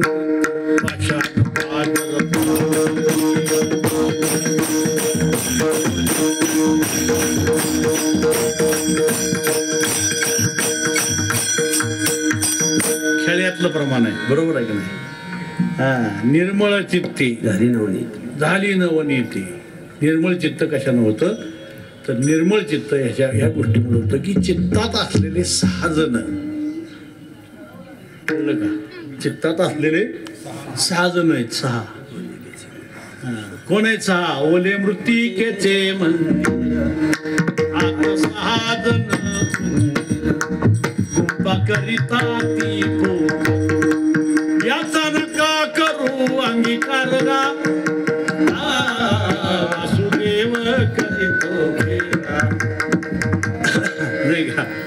6 जण आहेत ना आपल्या चित्तात. प्रत्येकाला पोकरले त्यांना काम क्रोध मद मत्सर अहंकार हे शरीर अंतःकरणात काढून टाका. चित्त शुद्ध. मनामध्ये एक सांगून जातो एकच त्यातला सांगतो. द्वेष मनात मध्ये निर्माण झाला की चित्त शुद्ध नाही. द्वेष काढून टाका. तुकोबराय म्हणतात कोणाही जीवाचा वर्म सर्वेश्वर एक द्वेष केवढ्याला पडतो माहिती का तुम्हाला? एक द्वेष केला तर तथा गौतम बुद्धांनी सांगितलं तुम्ही जर एखाद्याचा द्वेष करत राहिला तर त्याच्या मनावर शरीरावर 0 परिणाम होईल, पण तुमच्या मनपटलावर परिणाम झालेला तो फार मोठा धोकादायक आहे. कुणाचा द्वेष करू नका. द्वेष्टा सर्वभूतानां मैत्रः करुणेवच निर्ममो निरंकार समदुःख सुखक्षमी. झाड कधी द्वेष करतं का कोणाचा? खंडावया घाव घाली का लावणी दयाने केली दोघा एकची सावली. काय बघा झाड कधी द्वेष करत नाही. जो खंडायला आलाय त्याला सुद्धा तीच सावली. तसं कोणाचा द्वेष करू नका. कुठल्याही व्यक्तीचा द्वेष करणं हे पाप असतं आणि चित्त शुद्ध राहतं. रामेश्वर भट्टानं तुकोबरायांचा द्वेष केला. काय केला? धर्मसत्तेच्या ज्यांच्या हातात होती त्यांच्या विरोधात तुकोबांनी शड्डू ठोकलेले होते. कुणबी कुळात मराठा कुळात जन्माला आलेले तुकोबराय बहुजन समाजाच्या सगळ्यांचं वकीलपत्र घेऊन त्यावेळच्या धर्मांध सत्तेच्या विरोधात लढले. विद्रोह पुकारला. लक्षात ठेवा. कुणासाठी वाईट झाली? तुमच्या आमच्यासाठी. भक्ती आपल्या हातात आणून दिली. तुकोबराय जर नसते ना तर फडतरे महाराज कीर्तनाला तुम्ही सगळे टाळाला दिसलात नसता. अमोल महाराजांनी कीर्तनच करू शकले नसते तुकोबराय नसते तर. लक्षात ठेवा. भक्तीचा अधिकार आपल्याला प्राप्त करून दिला. त्या तुकोबरायांचा द्वेष केला रामेश्वर भट्टानं. आणि रामेश्वर भट्टाने द्वेष केल्यानंतर तुकोबरायांच्या अंतःकरणाला ज्या यातना झाल्या होत्या द्वेषापोटी सांगितलं गाथा बुडवून टाक. तुकोबाने सांगितलं गाथा बुडवली चल. आणि भगवंताला सांगितलं तुला माझ्या मुखातून वधवून घ्यायचं होतं तर हे कसं घडलं? आणि हे घडायचं होतं तर माझ्या मुखातून का वधवून घेतलंस? माझा करता दाता तूच आहेस, देता देवता तूच आहेस, नेता देवता तूच आहेस. आणि जर तसं असेल तर माझ्या आले की देव मेला. मेला देव म्हटलं. सत्याग्रह मांडला. गाथा प्राप्त झाली. पण तो द्वेष रामेश्वर भट्टाच्या शरीरामध्ये शिरला. आणि आळंदीवरून पुण्याला जाताना एक विहीर होती अनगडशहाची. उन्हाळ्याच्या दिवसात उखडायला लागलं, गरम व्हायला लागलं म्हणून रामेश्वर भट्टानं अनगडशहाची विहिरीमध्ये उडी टाकली. अनगडशहाच्या मुखातून शाप गेला मेरे नमाज का पानी भ्रष्ट करणारे तेरे बदन का दाह होगा.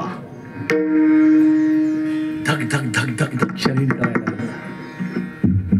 काही केले तो दाह थांबेना, आग थांबेना, जळजळ थांबेना. शेवटी 13 दिवस ज्ञानोबरायांच्या त्या अजान वृक्षाखाली पारायण करायला बसला रामेश्वर भट्ट. 13 दिवसांना ज्ञानोबरायांनी दृष्टांतात स्वप्नात जाऊन सांगितलं तू माझ्याजवळ 13 दिवस 13 आठवडे 13 महिने 13 वर्ष 13 युग जरी थांबलास तरी तुझ्यावर कृपा करण्याचा माझा अधिकार नाही. ज्ञानाचे अधिकारी ज्ञानोबा, कृपेचे अधिकारी तुकोबा. जा तू तुकाराम महाराजांच्याकडं. रामेश्वर भट्ट म्हणला का आणतो तुकाराम? तुकोबा आहे कोण? कोण तुकाराम? त्यांनी सांगितलं कोण सांगू का? तुका सर्वश्रेष्ठ प्रिया माथुर.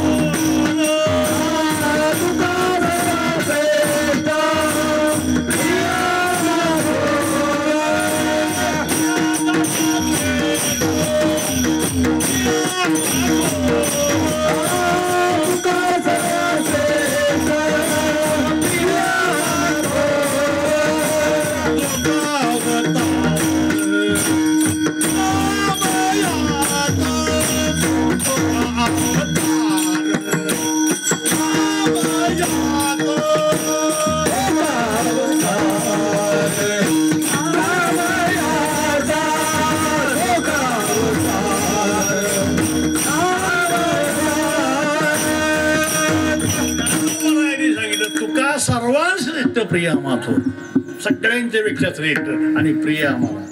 जा त्याच्याकडं. रामेश्वर भट्ट खजील झाली. चावडी एखाद्याला शिवाय द्यायच्या आणि परत त्याच्याच घरी जायचं जमल का आपल्याला? हा म्हणला जाणार नाही. नाही जाणार, नुकसान तुझंच आहे.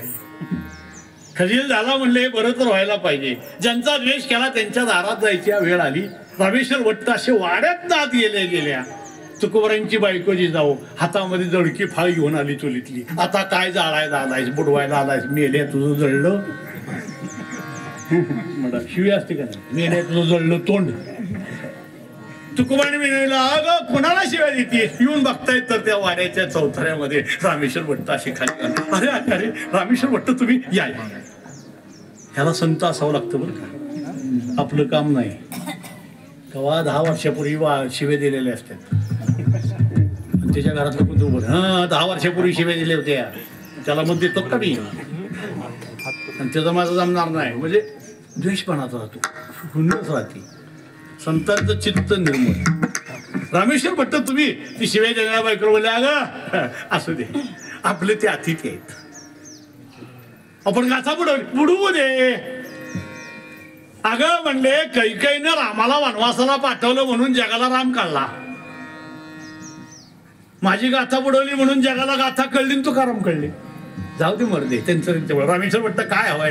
रामेश्वर भट्टांनी तुकोबारांचा अवतार जसा बघितला, मनामध्ये आरोग्य निर्माण झालं. चुकिता तुरडेशी मनोनी रामेश्वरी चरणी मस्तक ठेवली. वा म्हणजे महाराज 10 होतोय. ज्ञानोबरायांनी तुमच्याकडे पाठवले, मला दृष्टांत दिला, मला स्वप्नात येऊन सांगितले असं 10 होतोय, काळजी करू नका. माझ्याकडे एक अभंग येतो लिहून देतो, तेवढा वाचा. काय सामर्थ्य बघा अभंगामध्ये. एका अक्षरात आहे माझा अभंग वाचायला सुरुवात केली. चित्त शुद्ध तरी शत्रू मित्र होती, व्याघ्रणही खाती सर्पतया. विषते अहित अघात ते हित, अकर्तव्य नित होतोस त्याशी. दुःख ते देईल सर्व सुख फळ, होतील शीतळ आग्नी ज्वाळा. दाह थांबला एका प्रमाणानं. अभंगानं किती थांबेल? आणि रोज गाथा वाचल्यावर तर काय शांतता मिळेल. एका प्रमाणानं जर 10 थांबत असेल तर गाथा वाचल्यावर काय होईल? अख्खी गाथा वाचल्यावर शांत झाले, तिथं आरती झाली, तुकोबारांच्याबद्दल आरोग्य निर्माण झालं, लक्षात आलं अंतकणातला द्वेष काढून टाका रामेश्वर भट्ट. तोपर्यंत हा 10 थांबणार नाही. 10 थांबला एका प्रमाणानं. तसं चित्त शुद्ध करत असताना मनातला द्वेष काढून टाका. आणि ह्या वर्णनाची जी लोक असतात, शुद्ध बीजापोटी फळे, मुखी अमृताची, देह देवाचे, सर्वांग चित्त जैसे, ही सगळी लक्षणं त्यांच्यात असतात. त्यांचं नुसतं दर्शन झालं तरी एकाची निवृत्ती होती आणि एकाची प्राप्ती होती. कशाची निवृत्ती होती? त्रिविध तापाची झाली आणि काय मिळतं त्यांना? विश्रांती मिळते. विश्रांतीचा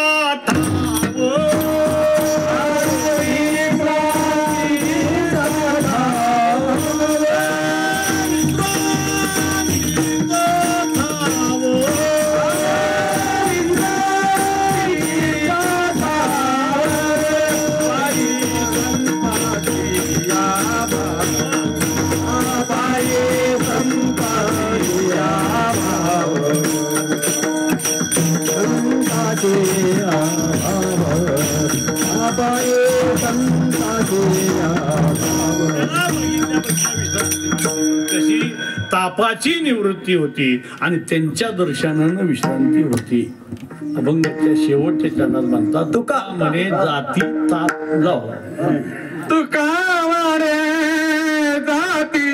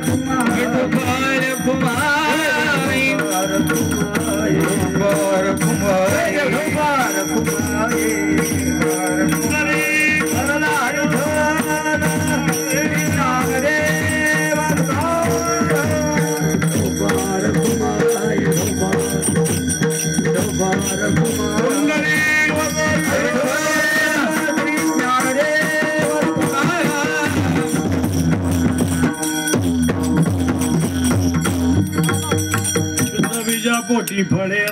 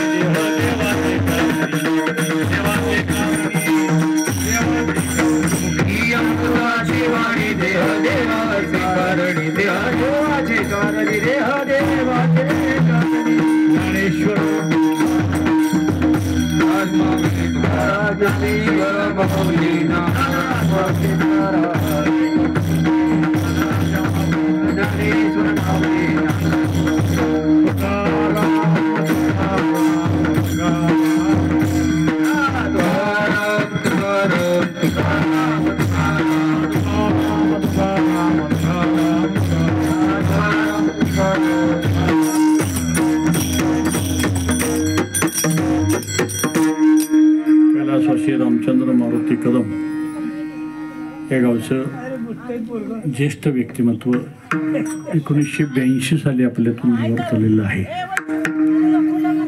मगाचपासून त्यांच्या जीवनाला स्पर्श करण्याचा प्रयत्न केला. मी अगदी लहान होतो तेव्हापासून त्यांना बघत होतो, ओळखत होतो. आणि त्याच्यानंतर 1982 साली त्यांचा मृत्यू झाल्यानंतर मी माझ्या माहितीप्रमाणे रक्षाविसर्जनलाही आलो होतो. त्यांच्या एक अतिशय चांगल्या पद्धतीचं व्यक्तिमत्व, चांगला शेतकरी, चांगला दिलपाक असा मनुष्य. पण 42 वर्षानंतर सुद्धा त्यांच्या नातवंडांना, त्यांच्या कन्यांना असं वाटलं की आपण हा पुण्यस्मरणाचा विधी करावा. आणि अंतःकरणामध्ये तेवढीच श्रद्धा घेऊन त्यांनी हा पुण्यस्मरणाचा विधी संपन्न केलेला आहे. वर्णन करताना संतपर प्रकरणातला अभंग असा म्हणून आज त्यांचं वर्णन करताना यापैकी बऱ्यापैकी एक दिलपाक व्यक्तिमत्व म्हणून त्यांच्याकडे बघितलं जातं. त्यावेळेला त्यांना पैलवानकी करावी आपल्या नातवंडांनी असं त्यांना बरे म्हणजे त्या जुन्या काळात होतं तसं. आता काही लोक असे म्हणतात की तेवढं प्रेम, वात्सल्य, माया, ममता हल्लीच्या काळात मिळत नाही. काळ बदलला आहे. काळ नाही बदलला, काळ तोच आहे, पण माणसं बदललीत. आता एकमेकासाठी पळणं, एकमेकाला सहकार्य, असं एकमेकाबद्दल सहानुभूती आता विरळ झालेलं आहे. त्या काळात त्यांनी जे प्रेम केलं दुसऱ्यावर सुद्धा तसंच केलं. तसंच आत्ता आपल्या काळात ते जमत नाही. लोक सेल्फिश झालेली आहेत. आणि खरं एक नुकसान आहे बरं का, समाजामध्ये अशा पद्धतीची लोक असणं गरजेचं आहे. वयोवृद्ध माणसं हा सगळ्यात मोठा ठेवा आहे, लक्षात ठेवा. आणि तो आपल्या मुलांच्यावर कसं असतं, वयोवृद्ध माणसं घरात जरी एखादा भले बसून असू द्यात. एक उदाहरण सांगतो तुम्हाला. एक मनुष्य पळत पळत सुटला आणि त्या झाडाखाली साधू बसलेला होता. वयस्कर साधू होता. त्या झाडाखाली बसलाय. त्या झाडाखाली एक मनुष्य पळत आला, लांबून पळत आला. त्याला झाडावर काहीतरी दिसलं असेल म्हणून आपला तो पळत आला. तो साधू बघतोय, वयोवृद्ध अगदी बरं का, अगदी 90, 95, 100 वर्ष वय असेल. तो बघतोय, लांबून येताना तो बघतोय, जवळ आलाला बघतोय, अगदी जवळ आलाला बघतोय, त्याच्या जवळ आलाला बघतोय. तो झाडावर चढायला लागला, हा बघतोय साधू बरं का, वयोवृद्ध होता. अगदी वर गेला, अगदी मध्यावर गेला, पुन्हा शेंड्यावर गेला. हा बघतोय साधू बरं का, काही बोलत नव्हता. वयोवृद्ध साधू त्याच्याकडे बघतोय. तो शेंड्यात गेला, तो पुन्हा खाली यायला लागला, निम्म्यात आला, अगदी जवळ आला आणि बुडक्यात येऊन असा खाली उडी मारणार तेवढ्यात सावकाश. त्याला आश्चर्य वाटलं, एवढे लांबून पळत येताना तुम्ही मला बघताय, जवळ आलो बघताय, वर चढताना बघताय, निम्म्यात गेलो बघताय, वर गेलेलो बघताय, वरून निम्म्यात खाली आलो बघताय आणि बुडक्यात आलो थोड्या अंतर आलं की तुम्ही सावकाश म्हणता.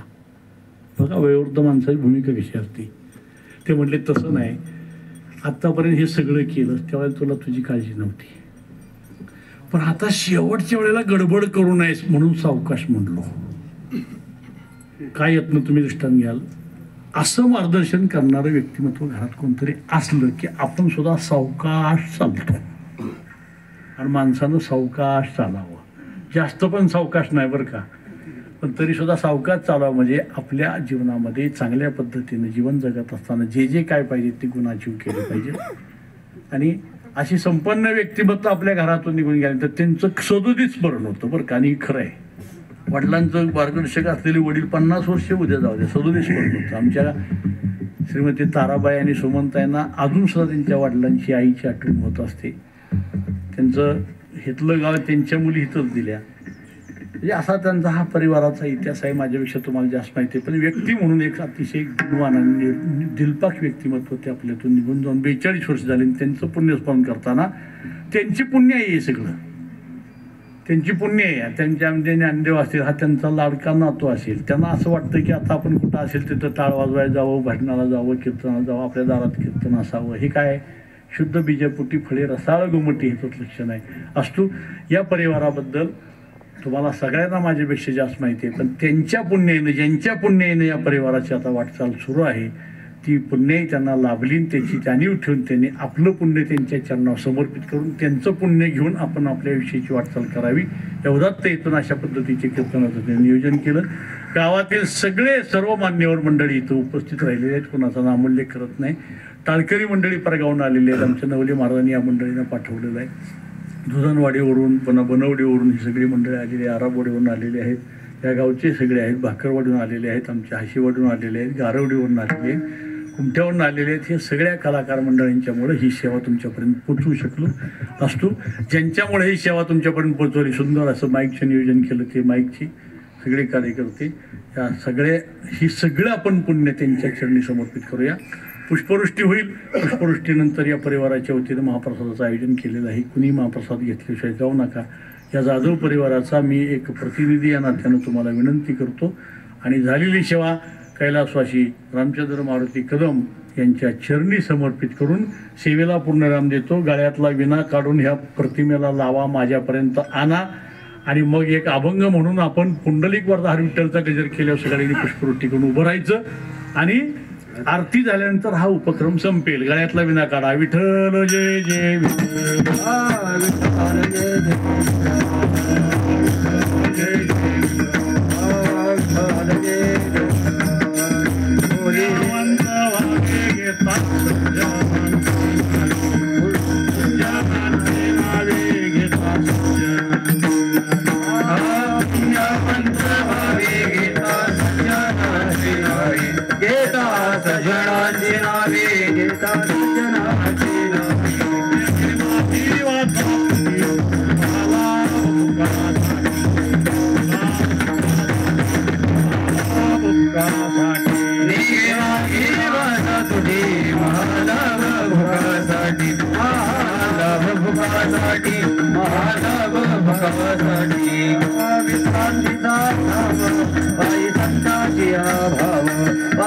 संताची भाव पायी संताची विश्रांती जाधव पायी संतांची अभाव पायी संतांची अभाव पायी संतांची अभाव